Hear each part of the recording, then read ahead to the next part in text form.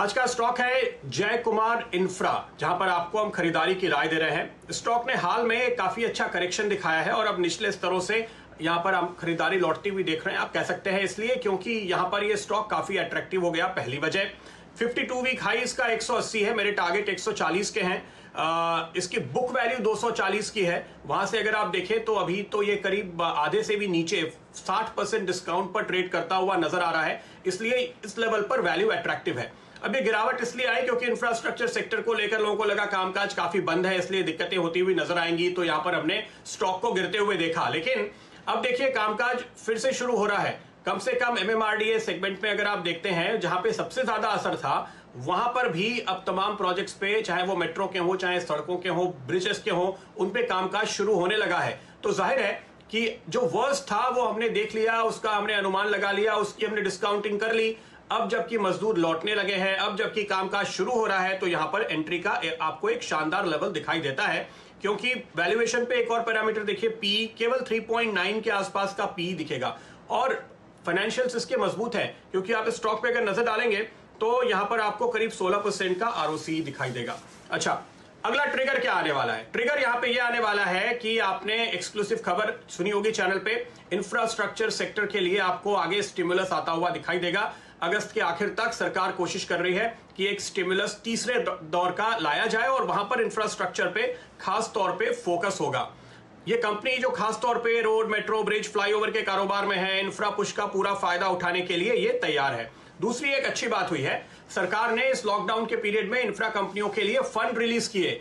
तो जो लिक्विडिटी के क्रंच की बातें लोग सोच रहे थे, वो दरअसल दूर हो गई हैं। काफी अच्छी लिक्विडिटी आपको यहां पर आती हुई दिखाई दे रही है। पहले जो पैसे 90 दिन में मिलते थे, वो 65 दिन में मिल रहे हैं। ये अपडेट कंपनी की ओर से सामने आता हुआ आपको दिखाई दिया है।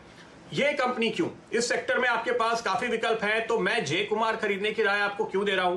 पहली बात जो मैंने आपको बताई कि ये बिल्कुल कोर इंफ्रास्ट्रक्चर पे फोकस करते हैं, वो एक अच्छी बात है। दूसरी अच्छी बात है कि इन्होंने पिछले 3 सालों में अपना कारोबार डबल किया है। तीसरी अच्छी बात है, इन्होंने पिछले 4 सालों में अपना मुनाफा डबल किया है। चौथी अच्छी बात है, इनके पास 11,600 करोड़ की ऑर्डर बुक है। वर्स्ट केस में जो पैसा पहले क्वार्टर में आने वाला था, वो दूसरे में या तीसरे में आएगा, जो दूसरे क्वार्टर में आने वाला था, वो तीसरे या चौथे क्वार्टर में आएगा। लेकिन ये पैसा कहीं जाने वाला नहीं है, सरकार के प्रोजेक्ट्स हैं और सरकार पूरी कोशिश कर रही है जल्द से जल्द लाइन पे लाने की। पांचवी बात देखिए, इन्होंने इस वक्त जबकि सब तरफ कामकाज बंद होने की खबरें आ रही हैं, ऐसे में एमएमआरडीए से 170 करोड़ का ऑर्डर मिला है। तो ये बड़ा रेयर आपको दिखाई देगा कि मई के महीने में इनको ऑर्डर मिलता हुआ नजर आया, जो इनकी एक स्ट्रेंथ बताता है।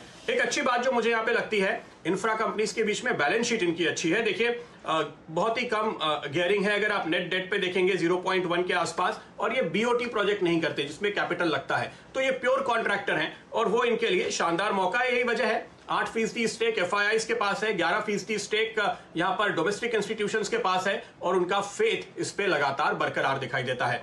तो जय कुमार इंफ्रा 140 के पहले टारगेट के साथ खरीदारी की राय है। जय, इस चार्ट पे आप नजर डालिए, एक काफी अच्छे करेक्शन के बाद मुझे लगता है कि ये बॉटम बनाने के संकेत दे रहा है। मैं तो पोजिशनली राय देता हूं, इन्वेस्टर के लिए राय देता हूं कि आगे टारगेट और बढ़ेंगे, लेकिन स्विंग ट्रेडर्स के लिए भी यहां पे मौका है। क्या कॉल देंगे आप? Pradeep ji, first of all तो मैं आपको बधाई देना चाहूंगा, क्या कमाल का विश्लेषण आपने किया है। मैं कहूंगा कि आपको बढ़िया है और मैं कहूंगा बिल्कुल चार्ट पर भी बहुत ही अच्छा लग रहा है। ऊपर में टेक्निकली शॉर्ट टर्म में मुझे लगभग 107.50 से लेके 110 तक के टारगेट नजर आ रहे हैं। मैं कहूंगा इसके लिए ले सकते हैं। नीचे में एक स्टॉप लॉस इसका बनेगा 92 का। सो 92 के स्टॉप लॉस के साथ 107.5 से 110 के लिए इसे खरीदा जा सकता है। बहुत ही बढ़िया एक रिवर्सल हमें चार्ट्स पर भी देखने मिल रहा है और वॉल्यूम्स में भी थोड़ा इजाफा देखने मिल रहा है। बिल्कुल, तो ये आपके सामने के इमीडिएट टारगेट्स हैं। मेरी राय हालांकि इन्वेस्टमेंट की होती है, लेकिन अगर कोई यहां पर ट्रेडिंग भी करना चाहता है तो जरूरी है कि जय जो लेवल बता रहे हैं उस हिसाब से आप इसके ऊपर नजर रखें। रिस्क रिवॉर्ड्स काफी अट्रैक्टिव आज ही अपने मंथली मूविंग एवरेज के ऊपर निकल रहा है, यानी जो आप हम अक्सर बॉलिंगर बैंड देखते हैं, उसमें ये बेयर जोन से निकलकर बुल जोन में आया है। आज पहला ही दिन है, इसलिए यहां पर हमने नजर डाली। चलिए आगे बढ़ते हैं, सवाल जवाब का सिलसिला आगे बढ़ेगा और हमारे साथ हितेंद्र लाड हैं बिलीमोरा गुजरात से। हितेंद्र जी बताइए। मैंने एशियन पेंट्स लिया है अगस्त का कॉल 1800 का 63 में, तो क्या करूं? हाँ, एशियन पेंट्स का आपने 63 का कॉल दिया है, 1800 के स्ट्राइक वाला।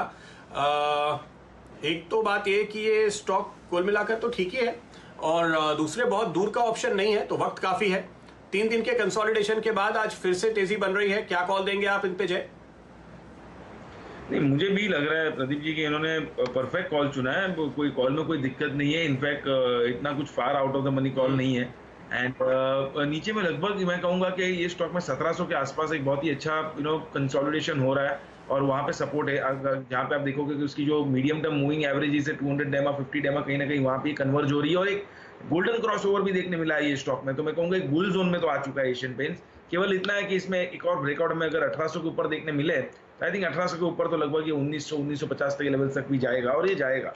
तो आई थिंक ये बने रहे ये स्टॉक में, जब तक ये 1700 के नीचे बंद नहीं देता स्पॉट में, कॉल ऑप्शन होल्ड करके रख सकते हैं। 1900 1950 के तक के टारगेट्स भी आ सकते हैं ये सीरीज में, तो बहुत ही बढ़िया मुनाफा देखने मिल सकता है गोइंग फॉरवर्ड। बिल्कुल, तो बने रहिए। आपके